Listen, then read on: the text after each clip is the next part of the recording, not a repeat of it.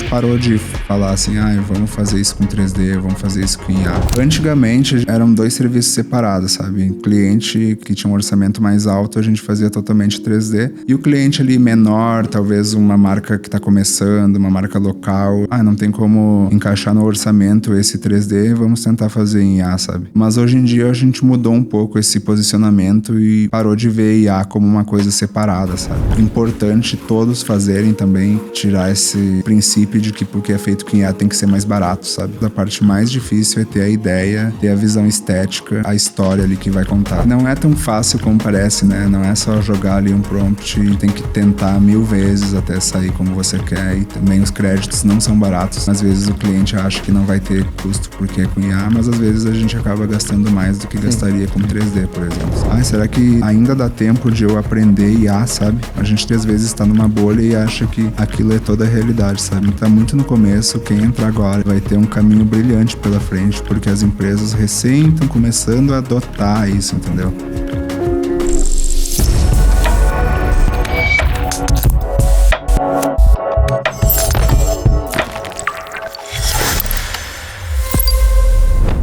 Fala pessoal, beleza? Começando aqui mais um Human Podcast. Hoje a gente tem um convidado de peso que mistura IA, tecnologia, 3D e um monte de coisa muito interessante. Mas primeiro eu vou passar a bola aqui pro meu sócio querido, Nando Bloom. E aí galera? E aí Mariu, beleza? Feriadinho foi bom? Foi bom demais. Então a gente tá aqui com um cara muito massa. Ele se formou em arquitetura e ele pegou a bagagem do final da faculdade ali, onde você tem que começar a fazer 3D, render, e levou para um outro lugar. E hoje ele trabalha com grandes marcas, Prada, Boticário, New Balance, Havaianas, misturando 3D e IA, né? Falaremos de IA também. Seja bem-vindo, Jefferson Araújo. Bom demais ter você aqui. Obrigado pelo convite. É um prazer estar aqui com vocês. Admiro muito a empresa e a escola de vocês. Estão criando um caminho novo aí no Brasil com IA, né? Valeu demais, cara. Pô, teu trabalho é massa, é diferenciado. A gente tá falando agora há pouco, que eu comentei que, assim, tem muita gente que trabalha com 3D, né? Uhum. Mas falta aquela coisa da técnica do 3D com bom gosto. Eu sinto o seu trabalho, assim, tem muito bom gosto, sabe? Muito refinado. Então, parabéns, cara. É muito massa. Obrigado. A gente tem um cuidado muito grande, né, com a direção ali, a fidelidade desses produtos, né? Até por isso que a gente faz essa mescla de 3D com IA e tenta visualizar o resultado final ao invés de ir criando enquanto está fazendo, sabe? Eu acho que isso faz toda a diferença. Você está trabalhando com 3D já faz bastante tempo. Sim, desde 2019, né, que foi no final da faculdade de arquitetura. Eu comecei a fazer alguns mobiliários em 3D, alguns projetos mesmo arquitetônicos, né? Como freelancer mesmo, até para meus colegas ali, para algumas empresas também de imóveis, escritórios de arquitetura. E a partir disso eu fiz um curso, né? Na época era 3ds Max. E eu fui aprendendo ali a modelar, a criar essas cenas e fui tomando gosto ali por esses projetos mais rápidos, né? Porque um projeto de arquitetura leva meses para ser entregue, enquanto um projeto de 3D às vezes leva um mês, talvez, quando o cliente colabora. Sim. Mas é mais rápido, com certeza, do que um projeto de arquitetura que tem execução, entrega, né? Então, eu me apaixonei por essa parte de se manter, talvez, no digital e não ir tanto pro mundo real, sabe? E quando que você levou pro... Você sente que deu uma virada, que você levou para produto, começou a transformar nisso, sair da arquitetura e ir para uma nova história? Então, eu comecei a trabalhar fora da arquitetura com o Instagram, né? Fazendo filtros ali pro Instagram, efeitos de realidade aumentada. E a partir disso foram aparecendo alguns clientes, né? Eu lembro de ter feito o próprio Boticário, Queijo Vigor. Então, eu meio que fui me direcionando para esse caminho de agências, né? Tinha pessoas que eu conhecia que trabalhavam em agências que acabaram me chamando para fazer esses efeitos de realidade aumentada. E eu fui me direcionando para esse lado mais de agência, mais comercial, mais produto, mais publicidade. E eu acho que isso acabou me ajudando a focar mais nessa parte, né? Porque era muito não intencional, né? Era meio que um passatempo no final da faculdade que acabou virando meu trabalho, né? E aí depois acabou virando minha empresa. Então eu acho que quando virou empresa mesmo, assim, foi quando a Disney me mandou uma mensagem que queria fazer um efeito para Cruella. Então, eu tive que mudar, né? Eu era MEI na época, né? Microempreendedor individual. E a Disney exigia que você fosse uma microempresa, se não me engano. E aí, a partir disso, eu sinto que virou tudo, sabe? Porque eu tive que formalizar ali que era uma empresa um pouco maior, mesmo não sendo ainda na época, né? Gerar nota fiscal, já naquela época com imposto, não sabia lidar direito com isso, né? Era obrigatório ter um contador. Meio que eu fui forçado a crescer, sabe? Quando a Disney me contratou. Então, eu acho que foi uma mescla, assim, tanto para produto quanto para filmes, para séries. A gente trabalha com tudo, né? Um pouco. E o que você trouxe, assim, da arquitetura? O que você trouxe pro seu trabalho de hoje em dia, pro 3D que você faz hoje, que é uma coisa mais estética? Então, muita coisa de materialidade, né? Que eu acho que é o que dá muita diferença na criação em 3D, no visual, né? Iluminação, né? Às vezes, um projeto pode ficar incrível só com a iluminação, né? Então, a gente às vezes não pensa muito, se eu mudar esse produto, deixar ele no escuro, depois eu faço essa iluminação dele se acendendo, sabe? Então, essas transições de luz, de material, por exemplo, um vidro bem feito, dá toda a diferença no resultado final. Então, é muito conseguir enxergar a realeza dos materiais ali e trazer isso pro digital, né? Porque eu preciso deixar o produto do meu cliente mais bonito do que ele é na realidade, né?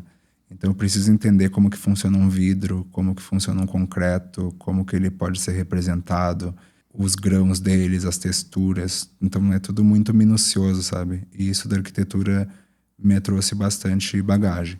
Outra coisa é composição, né? Quando a gente vai compor um ambiente na arquitetura, tem toda uma questão de ritmo, de balanço, de contraste. Então, eu acabo trazendo isso para os meus projetos, sabe? Eu acho que talvez seja essa... A minha identidade vem daí, sabe? Você comentou aqui que a Disney veio com um job e do nada você virou um empresário. Sim. Né? E o que você sente que naquela época lá foi o que fez muito sentido para você? Porque a gente tem o artista, né? Tem o técnico, e aí quando você vira empresário, o jogo muda um pouco, né? Sim. Mais responsabilidades, aí você falou do contador, mas você tem que contratar gente, formar time. Então, quando você é freelancer, você meio que só tem você para cuidar, né? Mas quando você tem uma equipe, tem profissionais que te ajudam, você tem que pensar nisso como um compromisso fixo que você está assinando ali, né? E você é obrigado a garantir que no próximo mês tudo esteja circulando certinho, né? Então é uma pressão, né, bem grande, assim, principalmente para quem está começando, mas eu acho que é um passo que todo mundo tem que dar, né? Eu acho muito legal isso de você ampliar ali a sua zona de trabalho, mas você conseguir ajudar outras pessoas, sabe? De conseguir contratar mais gente, de conseguir chamar pessoas que estão começando para colaborar, para crescer junto, sabe? Porque é uma comunidade muito pequena ainda no Brasil, né? Principalmente agora a IA, né? Que está crescendo aos poucos, né? O pessoal que acredita realmente que possa fazer uma carreira nisso. A parte mais difícil, assim, ó, principalmente no Brasil, que é um país tão grande, é fazer networking com as pessoas, saber quem que pode te contratar. Então, eu acho que você fazer essa ponte, assim, de introduzir essas pessoas no mercado é muito legal, sabe? Eu acho que é a parte mais gratificante, assim. Porque quando eu fazia efeitos de realidade aumentada, eram muito poucas pessoas que faziam isso profissionalmente, sabe? Quase ninguém, né? Quase ninguém. Foi um boom, né? Você foi um dos primeiros, né? Foi. E aí, isso me conectou com muitas agências, muitas marcas, sabe? E eu sei quão difícil é isso, sabe? Eu morava em Santa Maria, no Rio Grande do Sul, então lá não tem nenhuma agência, sabe? Pode até ter, mas não trabalha com marcas que acreditem nisso, né? Então, eu sei o quão difícil foi para eu conseguir ter todos esses contatos que eu tenho hoje, e eu acho que introduzir as pessoas que estão ali estudando e querendo trabalhar com isso é muito importante, sabe? Você falou que você foi notado assim pela Disney, por essas marcas, fazendo esses filtros, fazendo esses efeitos assim para redes sociais, né? E hoje você está lançando um aplicativo também, pô, que é muito legal, que a gente testou, super interessante ali. Shot by AI? Exatamente. Shot by AI, legal pra caramba, até recomendo pra galera aí baixar, um aplicativo super legal. E você acha que essa vinda da AI acelerou muito esse processo, assim, tanto da criação do aplicativo quanto da criação dos efeitos? Porque você já fazia efeito antes da AI lá, né? Então, sabe aquela história de que a IA vai tomar seu trabalho? Foi o que aconteceu comigo, né? Então, na época eu trabalhava com os filtros e aí começaram a aparecer templates de IA, né? Para as pessoas fazerem imagens diferentes. Aí o próprio Snapchat criou ali os filtros de IA, né, que já ficavam muito mais realistas do que os que a gente fazia em 3D. E a Meta descontinuou os filtros para investir na Meta AI, né, que na época era Facebook, Spark, e depois virou Meta, mas depois eles descontinuaram. Você pensar que você tem um app na App Store é uma coisa que um ano atrás talvez seria uma coisa muito custosa, muito cara. Demorada, muito né? demorada. Até chegar lá. Eu acho que talvez se não tivesse a IA hoje em dia eu nem teria feito, sabe? Porque às vezes a gente deixa de fazer as coisas pela falta de oportunidade mesmo, de ter tempo, né? De ter até... Será que vale a pena arriscar para investir numa equipe para fazer esse aplicativo? Teria que ser, sei lá, uma equipe de 20 pessoas para fazer um aplicativo, né? Um designer, um front-end, um back-end, um desenvolvedor. Então eu fiz tudo sozinho, sabe? Então precisei só de um MacBook e um cloud com assinatura Max. E você fez sozinho mesmo, assim. Desde o começo, desde a concepção, o design, os filtros, tudo sozinho? Tudo. Então eu fiz um esquema ali à mão, né? Mandei pro cloud. Nem tinha ainda o Cloud Design, né? Que lançou semana passada, agora. eu acho. Eu já tinha uma base assim, de layout dos aplicativos que eu já usei, né? Por exemplo, tanto o TikTok, quanto o Snapchat, quanto o Instagram tinham o mesmo layout ali pros filtros, né? Então, uma coisa que eu queria resgatar que eu sentia muita falta de usar, sabe? Então, acho que ficou um gap aí disso, sabe? Das pessoas não precisarem pensar muito para gerar alguma coisa. Porque hoje tem muitas plataformas de IA, mas a pessoa tem que ter muita criatividade para tirar algum resultado. Não tem um preview para ver como que vai ficar, sabe? Então, às vezes, as plataformas também não são mobile, né? Então, você tem que abrir o computador para gerar uma imagem. E eu pensei em unir esses dois mundos, né? Que foi o início do meu trabalho, que foi com os filtros, e o que eu trabalho agora, que é IA. Então, ali você já tem os templates prontos, você só manda a sua foto e ele já te devolve a foto com efeito aplicado. E aí tem a opção de animar, de compartilhar nas redes sociais. Então, é uma coisa mais divertida do que para trabalho, sabe? O que eu achei mais legal ali é a curadoria, né? Além do design lindo, tá tudo minimalista e lindo assim. A curadoria dos filtros, né? Que isso importa muito. Porque quando uma pessoa vai gerar uma imagem, enfim, um FreePic da vida, um Magnifique da vida, ou usando Nano Banana, ela tem que ter uma referência, ela tem que buscar de algum lugar, ela tem que pegar um prompt ou criar, né? Ali você já entregou uma curadoria de filtros que eu acho que ali que tá um valor absurdo, assim. Foi uma coisa que eu pensei, o que eu e os meus amigos gostaríamos de usar, sabe? Por exemplo, eu tô numa viagem, tiro algumas fotos, mas queria colocar alguma coisa diferente ali no meio desse post no Instagram. Então tem ali uma opção de você separar seu look, mostrar que roupas você tá usando. Tem outro que você coloca a bolsa que você tá usando, fica gigante atrás de você, sabe? Então tem vários templates assim para usar nesses momentos e outros mais divertidos, sabe? Outro com uma maquiagem diferente, outro com cabelo diferente. Que é o que tinha nos filtros, né? Que meio que foi descontinuado, assim. Não, legal demais, cara. Esse app aí tá lançando hoje, né? Vida longa. Obrigado. E tem tudo para dar certo, porque tá muito legal, né? Obrigado. Acho que o grande lance é isso, é a galera experimentar, usar, né? Ele tá bem redondo. E além do Shot by AI, você tem o seu trabalho atendendo essas marcas, né? Sim. E são marcas que vão de perfumaria, esporte, moda, né? Luxo. Como que você faz para manter a tua assinatura, né? No meio desses briefings todos, né, diferentes, assim? Sim, são vários cenários, né? Às vezes o cliente já chega com o briefing pronto e às vezes a gente tem que criar do zero, né? Então eu acho que o que mantém a assinatura ali é tentar manter uma equipe mais consistente, né? As mesmas pessoas sempre trabalhando comigo nos projetos e a gente vai evoluindo, crescendo junto, aprendendo juntos. Ter esse cuidado na parte de onboarding ali, a parte inicial do cliente, né? Fazer um storyboard bem detalhado, procurar referências, né? Às vezes os clientes trazem os nossos próprios trabalhos como referência, sabe? Isso é massa demais, né? Muito bom. E a finalização, né? Então eu tento sempre dar uma finalização ali, fazer essa troca com o cliente também para ver o que pode melhorar, né? E é isso. Versões, né? V1, V2, V3, V4, até ficar ali como a gente quer. Tem algum projeto que você acha que, putz, isso aqui não tem muito a ver com a gente e você chega a negar? Depende, muito difícil, assim. Porque eu tento ver mais como uma empresa mesmo, não como meu pessoal, sabe? Então a gente atende os clientes que chegam pra gente, eu sempre tento oferecer o que tá dentro do possível ali, né? Mas caso um cliente queira uma coisa que a gente ou não domine ou não faz, acaba indicando alguém. Mas assim, por gosto, não eu não me guio muito pelo meu gosto pessoal mais. E esses clientes, eles estão já mais abertos a IA? Como é que você... Porque você estava com 3D, né? Full 3D, e aí veio a IA, você incorporou a IA. Como que foi essa aceitação dos clientes? Eles agora já pedem para trazer? Como que é? Então, antigamente a gente tinha uma coisa que eram 2 serviços separados, sabe? Então, cliente que pagava mais, que tinha um orçamento mais alto, a gente fazia totalmente 3D. E o cliente ali menor, talvez uma marca que está começando, uma marca local, a gente oferecia, né? Não tem como encaixar no orçamento esse 3D, vamos tentar fazer em IA, sabe?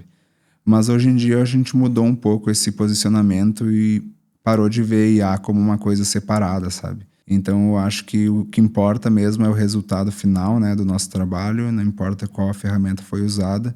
Então a gente parou de falar assim, vamos fazer isso com 3D, vamos fazer isso com IA. Eu acho que a gente faz mais o que é preciso para chegar no resultado que a gente quer, sabe? Então eu acho que é um caminho muito importante todos fazerem também, tirar esse princípio de que porque é feito com IA tem que ser mais barato, sabe? Porque eu, na minha concepção, assim, como empresa que atende muitas empresas todo mês, a parte mais difícil é ter a ideia, ter a visão estética e ter a história ali que vai contar, sabe? O mais difícil e o mais importante, né? No fundo é isso. Porque execução, você contrata quantos freelancers for possível, for preciso, e executa, sabe? Mas essa parte aí de criação é a mais difícil, né? Mais complicada. Tem que ressoar com a marca, tem que ficar comercial, tem que ficar clean. É engraçado, eu sinto isso, assim, a gente que trabalha com IA, nós 3 estamos trabalhando com IA, né? Sim. Eu acho que a gente, por estar vivendo isso, a gente enxerga a ferramenta diferente, né? Tem toda uma frenese do negócio da IA, vai substituir.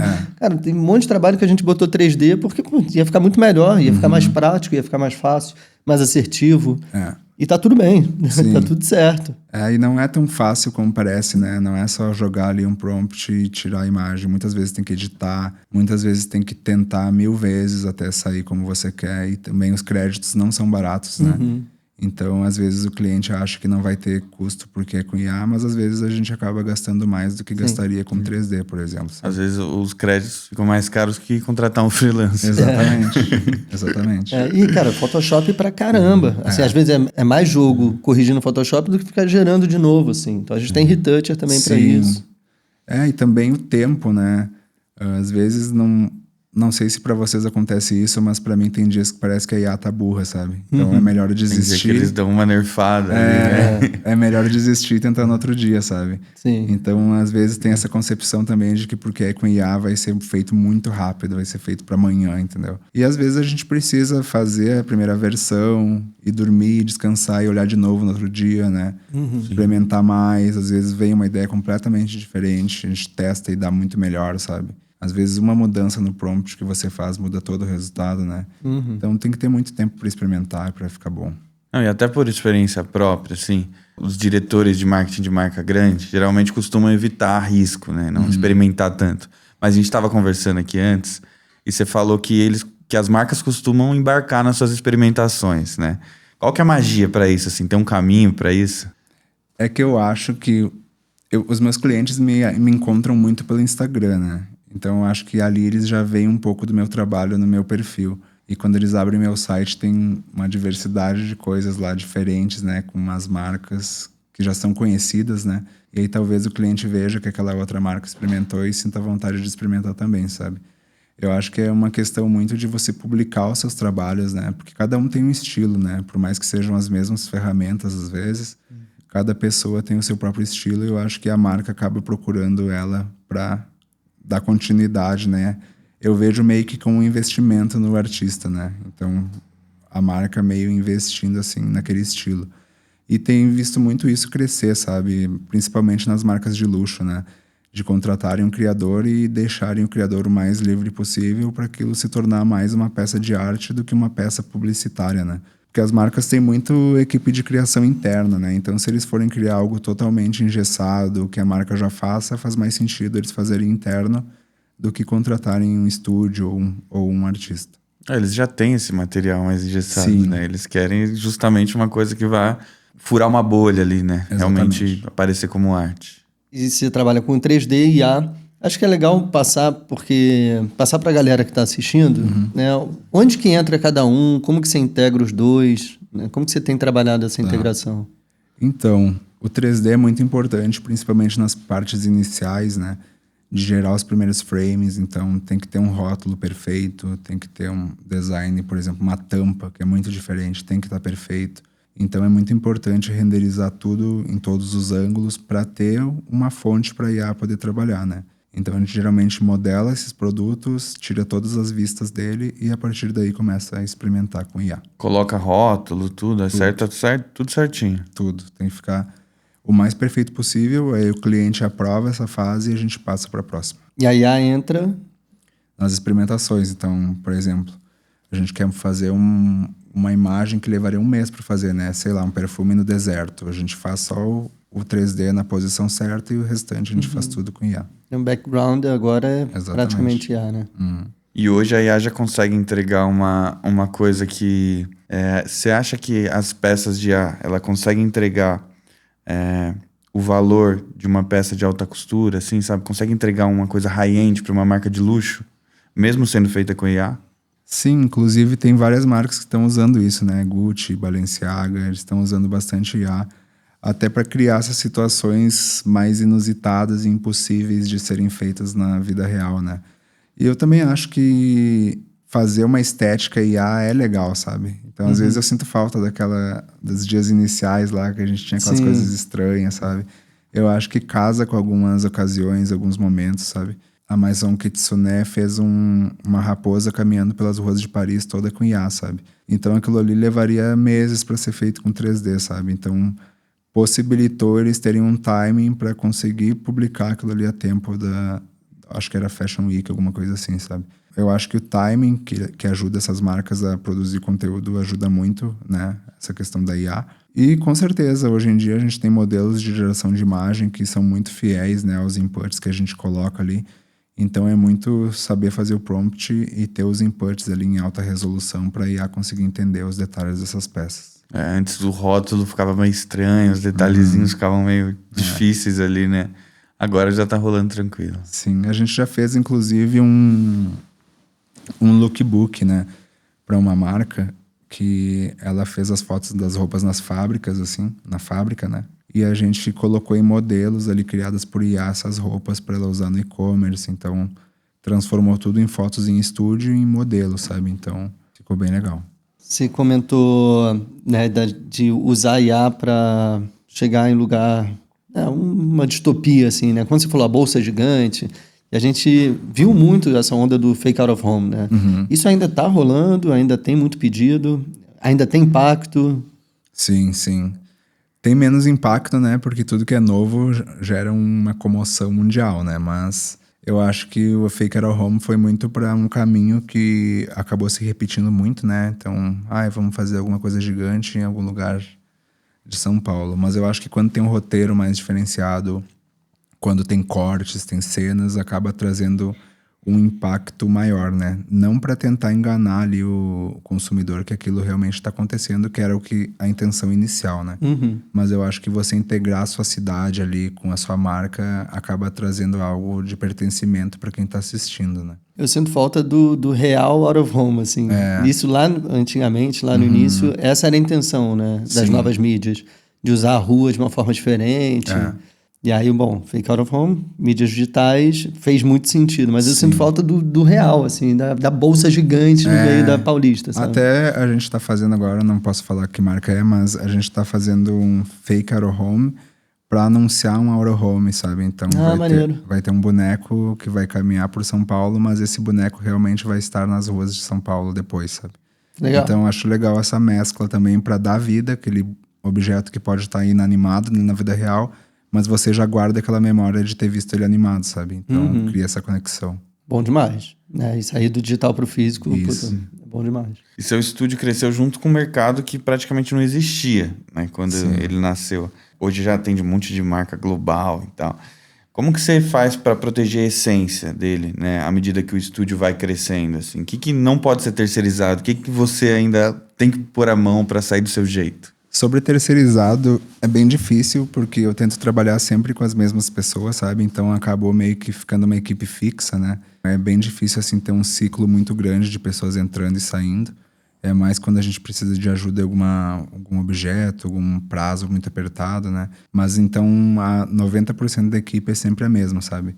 E tem a minha gerente de projetos, a Gabriela, que tá sempre ali no pé de todo mundo para não deixar sair fora do controle.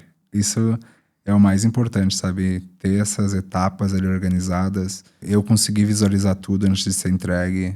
Eu consegui colocar a mão. Então, tem entregas internas antes de ter entregas para o cliente. Então, eu acho que é muito importante esse controle de qualidade antes de ir para o cliente, né?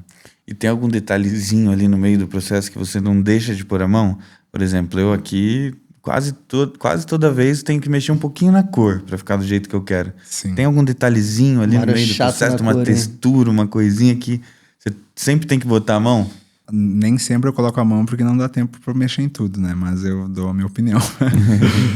Então a luz é uma coisa que me pega muito, então eu tenho muito cuidado com luz. Os materiais, né? O que eu falei antes também. Por exemplo, para mim tem que estar tudo perfeito, principalmente se for produto, sabe? Então, o produto tem que ser um sonho inalcançável. Então, às vezes gostam de colocar um arranhãozinho para ficar mais realista. Eu não gosto, sabe? Eu gosto tudo perfeito. Como se tivesse saído da fábrica em papel filme agora, sabe? Uhum. Então, tem que estar tudo perfeito. E também o timing, sabe? Então, eu não gosto de deixar muito tempo cada cena, não gosto de deixar coisas tediosas, sabe? Então eu cuido muito dessa parte de corte, edição, montagem. E você fala muito de posicionamento também, né? A gente estava conversando antes e a gente também tem um cuidado muito forte, né, no posicionamento da Human, onde a gente quer estar, né, a forma que a gente se comunica, nossos ideais, assim, né? E a gente tem isso muito claro pra gente. O que você sente qual que é a importância disso para você, né, no teu negócio e, enfim, para quem está abrindo um novo negócio? É muito importante e delicada essa questão, né? Porque eu vejo que é um gap, né, que tem na indústria, assim, essa questão de tanto do posicionamento quanto do atendimento, né? Então, posicionamento é uma coisa que você tem que ter um posicionamento claro até para a marca saber quem que ela está contratando, né? Então, às vezes eu sou mais independente, sou mais louco, gosto de criar coisas mais livres. Às vezes eu sou uma pessoa mais certinha, né? Gosto de seguir ordens, gosto de fazer tudo como é pedido, até para os próprios freelancers, sabe? Eu acho que é importante cada um ter seu posicionamento para saber quem que está sendo contratado, né? A questão, assim, de saber... Eu acho que o atendimento ao cliente é um posicionamento, né? Porque quando você demora muito tempo para responder, você não responde direito, você não escreve direito, você não manda um orçamento bonitinho, você está colocando um posicionamento, né? Às vezes eu entendo que pode ser porque a pessoa tem muito projeto, está muito ocupada, mas então se você já está ocupado, você já tem como pagar alguém para fazer isso para você, né? Então eu acho que esse é um gap bem grande que a gente tem, assim, quando vai tentar contratar alguém, é de conseguir contato com a pessoa, né? Então, isso é uma coisa muito inalcançável, assim, de conseguir fazer um contato com uma pessoa para conseguir contratar, e isso para mim é um posicionamento, sabe? Uhum. Então, a gente tenta ser o mais acessível possível com os nossos clientes, tenta mandar o orçamento hoje, se for possível, sabe? Porque a gente sabe os custos, não tem um custo para cada cliente, sabe? Não é porque você é uma empresa X que a gente vai te cobrar X. Então, a gente tenta manter um padrão para todos os clientes ali, tenta manter um posicionamento transparente, aberto, negociar com o cliente. Às vezes o cliente realmente não consegue fazer esse investimento agora. Vamos negociar uma forma de pagamento, vamos... se posicionar como uma empresa profissional mesmo, sabe? Eu acho que isso transmite confiança pro cliente, faz o cliente voltar, o cliente vê que pode contar com você, sabe? Que o cliente sente, né? Ele já sente como vai ser o trabalho só nesses primeiros contatos. Com certeza, assim. Com certeza. De entender o cliente, sabe? Às vezes o cliente realmente não tem aquele investimento para fazer agora, talvez daqui 2 meses, sabe? Então você atendeu bem o cliente, vai lembrar que foi bem tratado, que vai poder voltar quando tivesse dinheiro. Alterações também, né? Já tivemos muitos problemas com alterações, assim, É inevitável, né, gente? O trabalho criativo vai ter alteração. E com IA ainda é pior, né? Exatamente. Então, assim, o cliente não gostou, é uma filosofia nossa, assim, sabe? Então, às vezes o cliente pergunta, quantas alterações nós temos direitos? Olha, desde que não passe dos limites até vocês gostarem, né? Então, isso é uma coisa que a gente sempre tem foco de entregar algo que o cliente vai gostar. Porque eu não gostaria de comprar algo que eu não gostei, né? Então, eu acredito que o cliente também não. Cara, eu vi algumas integrações, só mudando de assunto aqui rapidinho, do Cloud Code com o Blender, com essas ferramentas de 3D. Você chegou a testar alguma coisa já? Você acha que tem um futuro nisso aí? Ou você acha que a modelagem, essa coisa mais do 3D ainda vai continuar sendo manual? Um dos nossos segredos é que a gente não usa o Blender. A gente usa o Cinema 4D. Então eu sempre gostei mais do Cinema 4D. Né? Eu tentei aprender, eu fiquei um tempinho assim, ó. Acho que na pandemia eu peguei uns 8 meses para tentar aprender 3D, antes da IA. E aí no Blender eu não conseguia fazer nada bonito e fotorrealístico, assim, demorava muito. No Cinema 4D era outra parada. Tipo, eu conseguia chegar em algum lugar muito mais... Ficava muito mais bonito, assim, sabe? Eu vou te dizer que eu consigo ver se foi feito no Blender só de botar o olho. Então não tem ainda uma integração pro Cinema 4D. Mas você sente que é o futuro, assim, a IA ajudando a modelar? Quem sabe eu posso fazer, né, essa integração, já que você tá fazendo várias coisas já. E a gente falou aqui de filtros, teve um caso curioso lá em 2021 de um filtro de borboleta no pescoço que ele saiu do filtro do celular e a galera começou a tatuar, de fato. Né? Sim. Como que foi isso pra você? Assim, foi um desconforto? Foi um certo orgulho? Meio assustador, né, gente? Saiu em vários lugares, assim, pessoas me mandando... Não foi uma, duas, né? Foi, 10 pessoas, assim, que me mandaram, que tatuaram o meu filtro no pescoço. E é uma área muito visível, né? Então, eu tenho bastante tatuagem, então eu sei que não é... É uma coisa que nunca mais sai, né? Por mais que você faça laser ali, às vezes fica um pouquinho ainda. Então, imagina que agora passaram alguns anos, né? E esse filtro aí foi bem importante pra mim, mas... Pra mim já passou, né? Essa fase. Mas a pessoa vai ficar com isso pra sempre, né? Então, não tenho opinião formada. É loucura, né? É uma loucura. E fica bonito, não fica feio. Né? Ficou bonito. Pelo menos o filtro era legal, né? Não era uma borboleta feia. A gente falou bastante do estúdio e eu queria te perguntar, qual que é a parte mais chata do Jefferson CNPJ? A parte mais chata...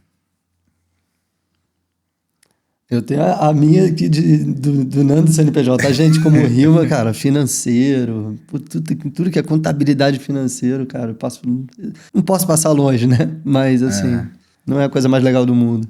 É que eu acho que eu criei um ecossistema, assim, dentro da minha empresa que eu não faço partes chatas, sabe? Eu tava me atrapalhando muito pra criar, porque eu ficava, por exemplo, um dia inteiro mexendo no Monday, colocando algo pra alguém fazer, algo pra outra pessoa fazer. Acabava cortando o meu flow criativo, sabe? Então eu acho que ter, assim, uma equipe de contabilidade, uma gerente de projetos me ajudou bastante, sabe? De cortar um pouco essas partes chatas e eu conseguir focar ali tanto na minha criação quanto nos feedbacks pros que criam comigo, né? Mas eu acho que a parte mais chata é pagar o Simples Nacional. Que é alto, né? E cada vez vai aumentando mais. Devagarzinho a gente vai vendo ele aumentar ali, né? Que bom, né? E se você pudesse voltar lá para trás, lá para 2019, né? Pro Jefferson, que estava saindo lá da faculdade. Quando você se formou? 2019. Ah, foi em 19 mesmo. Foi. Que estratégia de posicionamento hoje, né, você falaria pro Jefferson lá de 2019, que fala, eu acho que esse caminho aqui vai ser bom? Tá. Tem uma coisa que eu aprendi esse ano, assim, de publicar mais, sabe? Eu só publicava quando eu achava que estava perfeito. Por exemplo, esse projeto da Prada que eu postei mês passado foi feito em 2024, sabe? Então, nunca tinha postado, ninguém sabia que eu tinha feito trabalho pra Prada. Eu era muito exigente comigo mesmo. E às vezes você acha que sabe tudo, ou você acha que as pessoas já sabem tudo também, e você acaba não compartilhando, né? Então, às vezes as pessoas estão começando, elas olham aquilo, acham incrível, e você já tá... Se você acha que tá ruim aquele trabalho, é porque talvez você já tá melhor do que você era quando fez ele, né?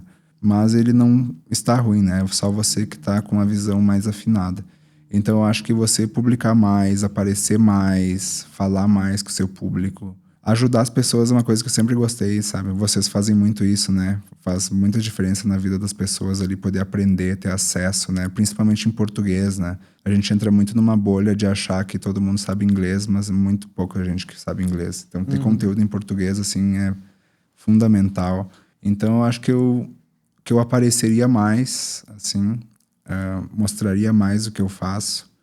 E uma coisa que eu acertei muito foi ensinar bastante o que eu sabia, sabe? Eu acho que ver pessoas que eu trabalhei junto, que eu ensinei ali, ver elas hoje em dia trabalhando com empresas grandes também me deixa muito satisfeito, assim, sabe? Porque tem uma recompensa ali que não é o dinheiro, né? Você vê as pessoas evoluindo também junto com você, poder chamar elas para trabalhar com você é muito bom. Ó, a gente vai inaugurar a nossa casa aqui, né? Nosso espaço físico, com, né, workshops presenciais. Então, ó, pra galera que quer ter um workshop contigo, já comenta aí, ó. Comenta aí embaixo quem quiser workshop, legal. porque eu vou querer fazer, cara.